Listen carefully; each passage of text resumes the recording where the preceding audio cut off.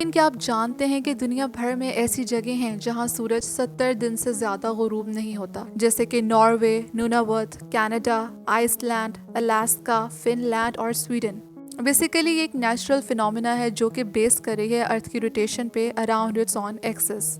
हमारी अर्थ की जो रोटेशन है वो टिल्टेड है at an angle of 23.5 degree, और इसी रोटेशन की वजह से हम डे और नाइट को एक्सपीरियंस करते हैं।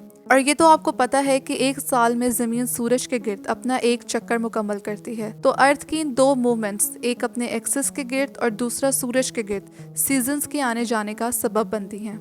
अगर आप अर्थ का मैप देखें तो इक्वेटर अर्थ को डिवाइड करता है साउदर्न हेमिस्फीयर और नॉर्दर्न हेमिस्फीयर में।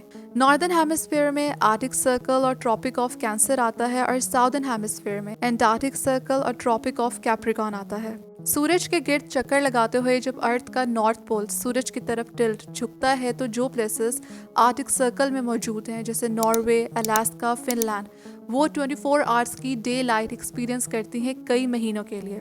क्योंकि सूरज उनके बिल्कुल ऊपर और पास होता है तो ऐसा फील होता है कि सूरज एक सर्कल में मूव कर रहा है। बिल्कुल ऐसा लग रहा है जैसे सूरज एक दायरे में मुसलसल हरकत कर रहा है। इस फिनोमेनॉन को कहते हैं मिड नाइट सन। और इसका ऑपोजिट फिनोमेनॉन है पोलर नाइट, जब सूरज बिल्कुल नहीं निकलता सितंबर से लेकर मार्च तक। और ये तब होता है when the northern hemisphere is tilted away from the sun, तो सूरज की रोशनी का रुख साउदर्न हेमिस्फीयर की तरफ हो जाता है।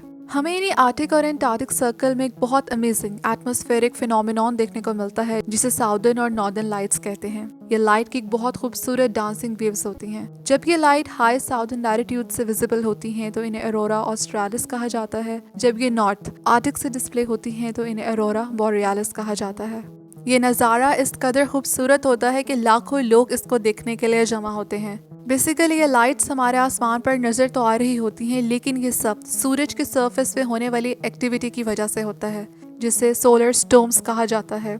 इन सोलर विंड्स या सोलर स्टॉर्म्स में मौजूद चार्ज पार्टिकल्स, जिनमें इलेक्ट्रॉन्स और फोटॉन्स होते हैं, जब वो हमारी ज़मीन के अपर एटमॉस्फेयर में मौजूद एटम्स और आयन से टकराते हैं तो इनकी कुल्लयन की वजह से टाइनी फ्लैशेस प्रोड्यूस होते हैं, और यही टाइनी फ्लैशेस आसमान को रंग बिरंगी रोशनियों से भर देती हैं, जिसे हम नॉर्दर्न और साउदर्न लाइट्स कहते हैं।